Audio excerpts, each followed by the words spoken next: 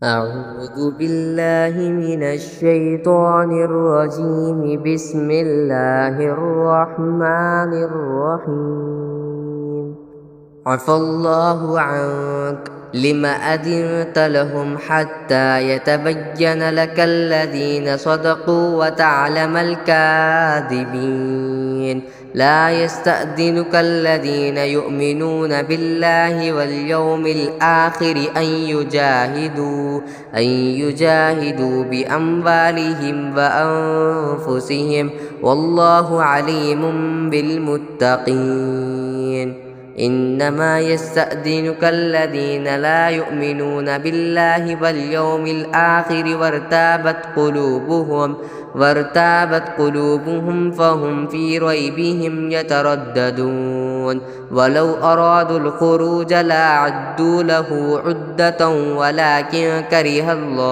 ولكن كره الله بعاثهم فثبطهم وقيل اقعدوا مع القاعدين.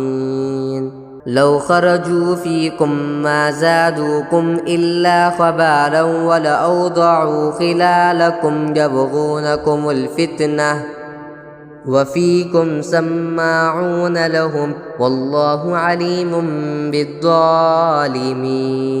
لقد ابتغوا الفتنة من قبل وقلبوا لك الأمور حتى جاء الحق وظهر أمر الله وهم كارهون. ومنهم من يقول ائذن لي ولا تفتني ألا في الفتنة سقطوا وإن جهنم لمحيطة بالكافرين.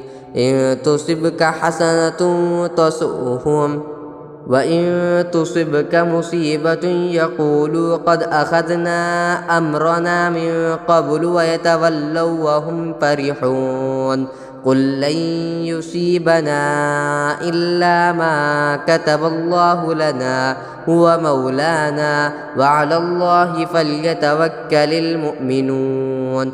قل هل تربصون بنا إلا إحدى الحسنيين ونحن نتربص بكم أن يصيبكم الله بعذاب من عنده أو بأيدينا فتربصوا إنا معكم متربصون. قل أنفقوا طوعا أو كرها لن يتقبل منكم إنكم كنتم قوما فاسقين. وما منعهم أن تقبل منهم نفقاتهم إلا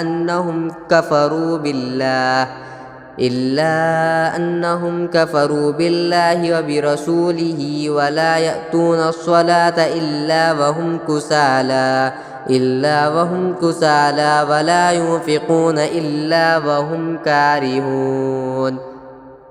فلا تعجبك أموالهم ولا أولادهم إنما يريد الله ليعذبهم بها في الحياة الدنيا وتزهق أنفسهم وهم كافرون. ويحلفون بالله إنهم لمنكم وما هم منكم ولكنهم قوم يفرقون. لو يجدون ملجأ أو مغارات أو مدخلا لولوا إليه وهم يجمحون. ومنهم من يلمزك في الصدقات فإن أعطوا منها رضوا وإن لم يعطوا منها إذا هم يسخطون. ولو أنهم رضوا ما آتاهم الله ورسوله وقالوا حسبنا الله سيؤتينا الله من فضله ورسوله إنا إلى الله راغبون.